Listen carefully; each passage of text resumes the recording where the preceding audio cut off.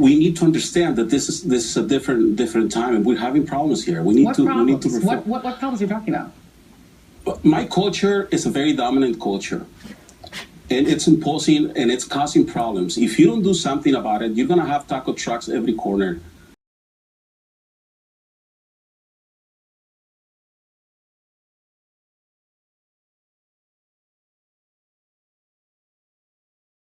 I am going to beat my chest a little bit.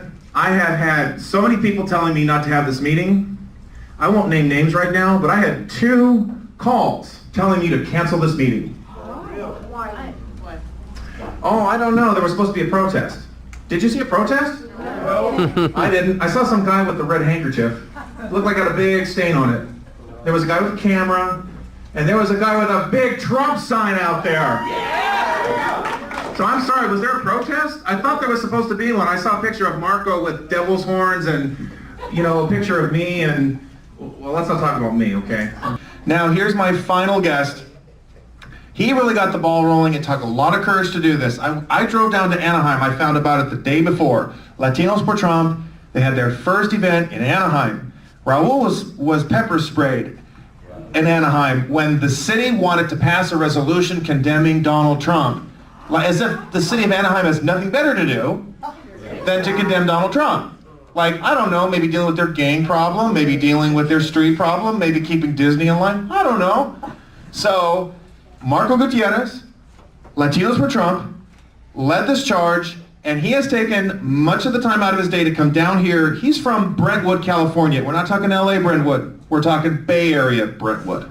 And he came down here to be able to speak with all of us, to rally the troops, to make sure that we have Trump as our next president. So please give him a warm welcome.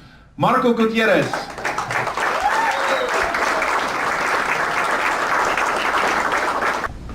Thank you, Arthur. Good afternoon, everyone. My name is Marco.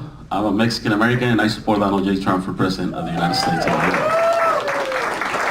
And seeing Francisco and Omar and Raul, it gives me so much hope because where I'm from, we don't have that many Latinos that are involved in this process. And I'm going to talk to you a little bit of how I have been not supporting Donald Trump, but defending Donald Trump from the media and from the Hispanics that I feel that somehow they have kidnapped our communities. The left has done a great job of taking them to a place that we can't reach. But we're working hard. So I started making videos with my political views when I saw how much opposition, how much they were trying to demonize Donald Trump. That actually inspired me. I had Donald Trump ties. I'm in the real estate industry, and so I knew about Donald Trump before he started running for president. And actually, the meeting where President Obama was really talking bad about his hair, that's probably when I really connected with Donald Trump. I bet that Obama wishes he would have never said that, because I think that's what he decided. I want to run for president. So maybe I took a few shortcuts, guys. Maybe I'm here a little ahead of time, but it was kind of like an emergency for me. So I was born and raised in Mexico. I came here when I was 17 in 1991 when the war with Kuwait. Everybody told me, don't go, Marco. They're going to bomb the United States. And there you go, they're going to... So the world has a very, very different view of the United States than what the United States really is. And I've been taking a lot of hit, guys, on the media, because I have spoken and I have said a few things that have gotten people out of the comfort zone. So I came here because my parents have been working with the program that Ronald Reagan instituted, the amnesty. They have been here 3 cycles picking in the fields. And so me and my brothers and sisters, we actually had to be without our parents for 4 years. They would go 2 weeks in Christmas and come back. So that they don't want to separate families and all that, there's a price to be paid. I paid the price of waiting without my parents until they got approved, and then we were able to meet him here. Now, I come to your country, and I was seeing what Francisco was talking about, the nice neighborhoods and all that stuff. I met my wife, Jennifer, in high school.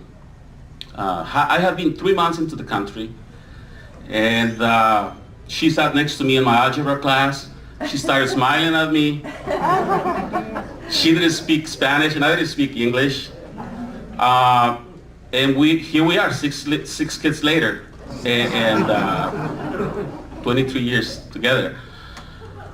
My mother-in-law, she's white, and this thing that the whites, they don't like you, and I feel sorry for the white people because you're the only ones that can be racist. The only, you know, it's like, it's not fair. You know, I would like to be racist too, but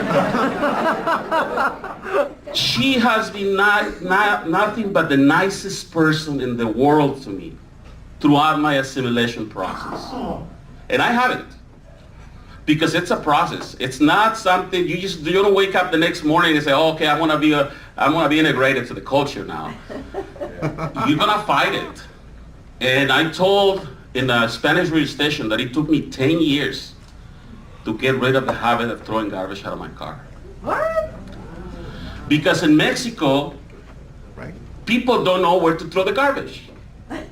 We have the most beautiful ocean, but if you go, it's full of garbage. Oh. But that $1,000 fine that you have, it helps.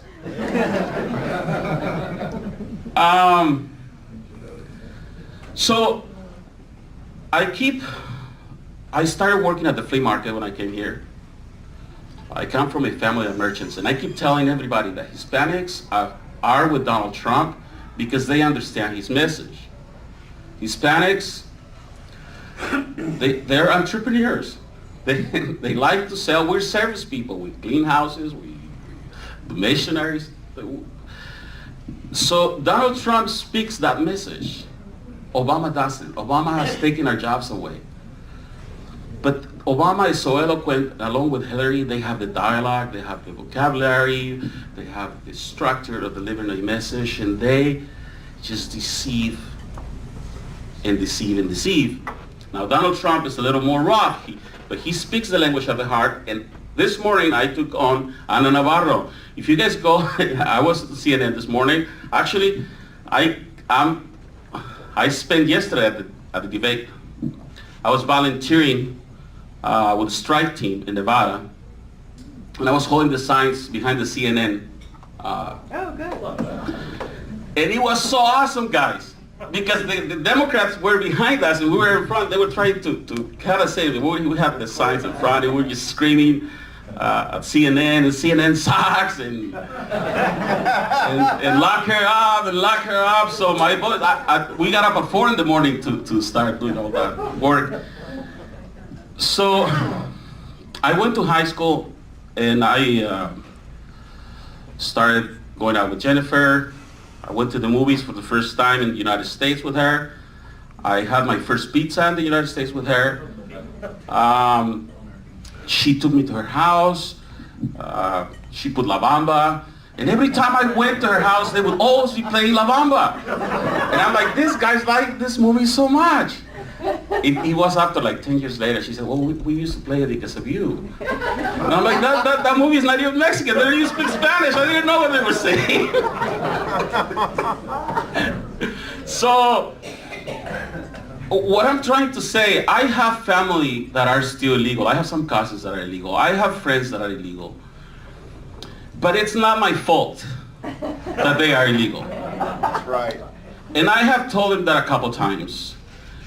And it's not my fault that Reagan did this program, and now I'm probably the only Latino that got papers through that program that is helping out the Republicans right now. Because if they would be doing what I'm doing, maybe we would have a louder voice. Maybe we could go to Donald Trump and say, look, we need to renegotiate this deal and we need to put it in a better way. But it hasn't worked. Because if I'm the only one out of 4 million, then that tells you that something's wrong with that system. And let me tell you what's wrong with that system. I volunteer with kids and people that want to get out of drugs and alcohol because I am in recovery, 10 years clean and sober. And that's a personal thing, but I feel I have to say it because it ties in with what I want to say. A lot of people have lost their papers. They were given to them. Oh, really? But because of domestic violence, which is the #1 epidemic problem in my culture right now, Really?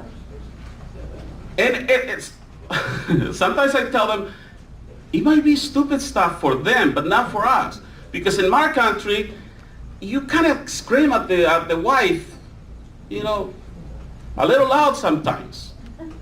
And it's okay in Mexico, and it's okay to put the music in the banda, like he was saying, and all that, and it's okay. But here it's not.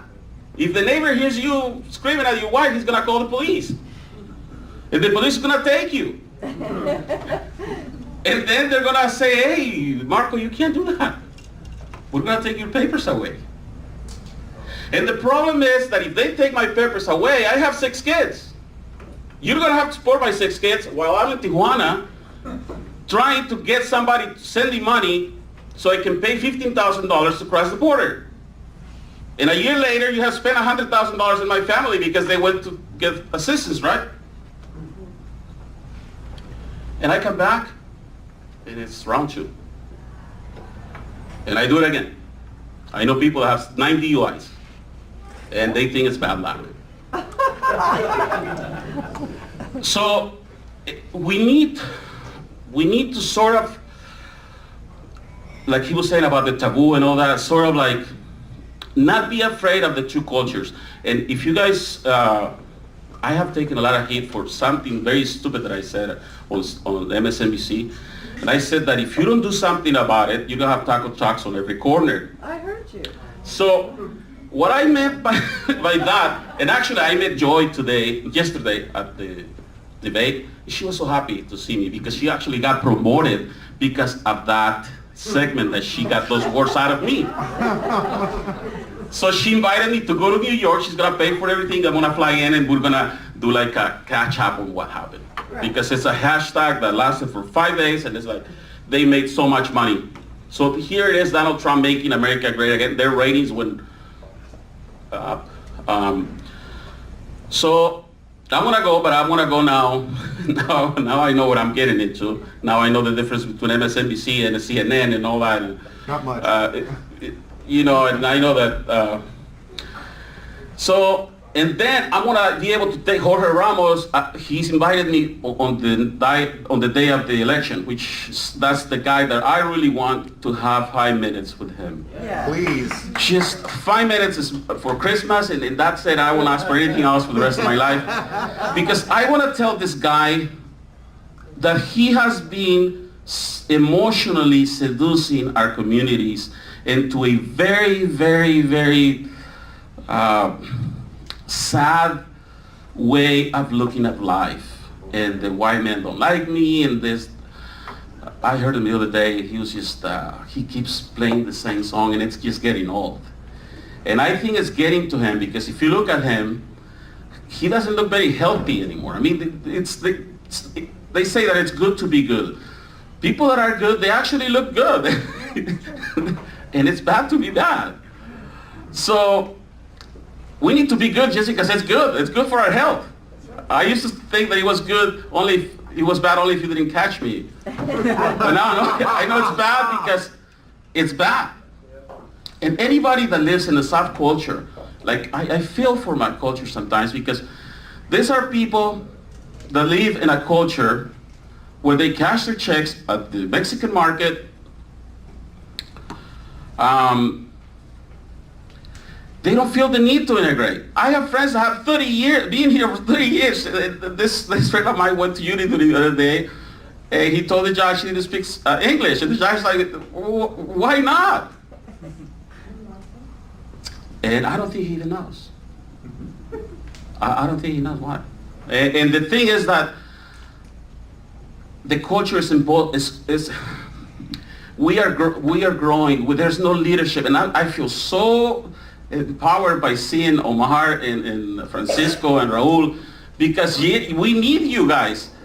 There is a bunch of kids that I go to the Mexican party sometimes, and I see a bunch of kids playing, and I'm like, who's gonna lead these people?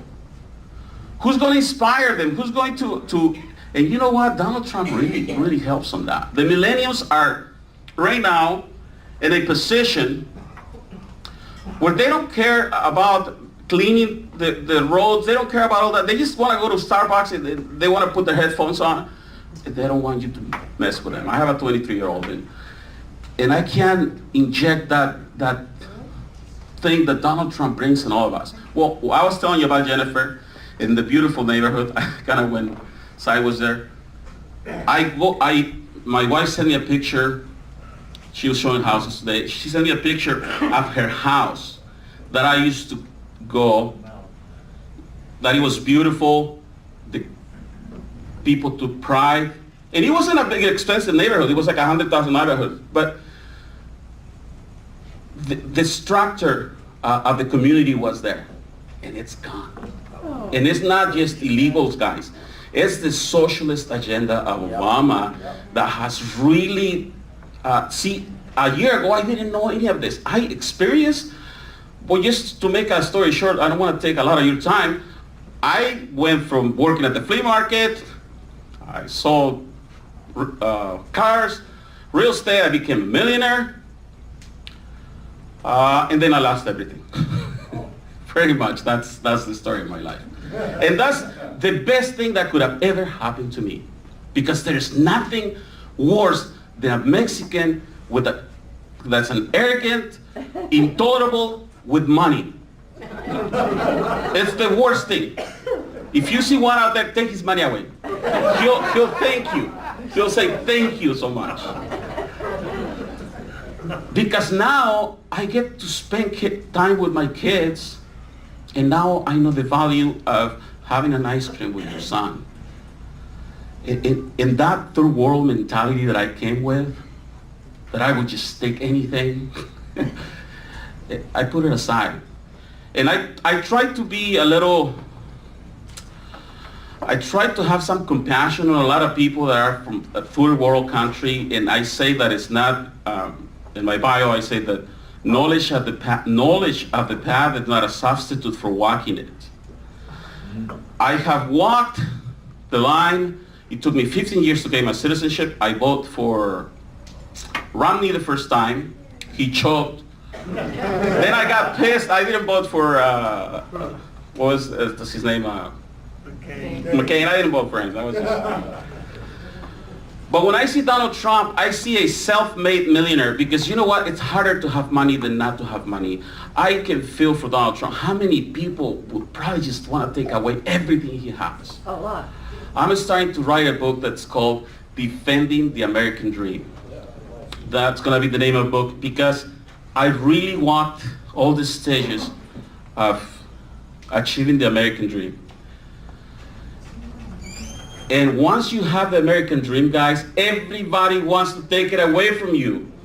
Everybody. And that's what the whole world is doing to the United States. They want to take that dream that we have away from us. And that's why the whole world tries to infiltrate with all this refugee stuff, with all that, because they want to just grab into the love and the passion and the hard work of all this. When Mr. Raul was talking about the Mexican flag and all these lives that people that died so that we could be here tonight. And I tell a lot of my clients and my friends and the people that I help with in recovery that we're not losing our homes, we're not losing our wives. a lot of people in the recession, but when divorced, we're not losing the American dream. We're losing the confidence, we're losing the faith, the passion to go out there and defend that was given to us, guys. I'm telling you from outside, I came here, you took me in, You fed me, you educated me, sort of. You gave me a wife, you gave me 6 kids. You gave me an opportunity to be one of you. And Donald Trump has closed the deal for me. Yes. Because today, I had the fire to just yell back at this CNN anchor and say, you know what, guys, you guys are full of it. Because Donald Trump speaks the language of the heart. Yes, he's not an intellectual like you guys, because you guys are all a bunch of attorneys, and you guys know how to articulate and all that stuff. But you know what? We understand what Donald Trump's saying. The only ones that don't understand is you guys. And she didn't know what to say. And 90% of the people out there understand what Donald Trump's saying. I was talking to the taxi drivers. I was talking to everybody, and everybody likes Donald Trump. The only ones that don't like Donald Trump is the mainstream media and all that establishment out there. So I really thank you for having me here tonight, guys. I want to come back, and I want to create what you guys have over there in my local community. Like I told you, I might have taken a few shortcuts, but it's already there. I have a voice. I got people from Germany, from Australia, from everywhere that want to know about the taco truck man. And I'm telling them about the taco truck. I'm telling them that taco trucks in every corner. It's not. Oh, just finish. An economy that is sick, a decaying economy, the result is a flea market economy. eBay went up, Craigslist went up because they took the money out of our wallets. 7 people out of 10 do not have $1,000 in the savings accounts. So the taco truck on every corner comment wasn't that wrong. I was on something there. Because people need to survive. When you over-regulate the hell out of every business, what's going to happen? You're going to push people out of the market. And they're not going to participate in the economy. They're just going to do a cash-only world. And we don't want that, because you know what happens? Is that if somebody robs my house tonight, I can go to the flea market the next weekend and my staff is there. And they're going to be so cynical, they'll probably sell it to me, even knowing it's mine. That's it. Thank you so much.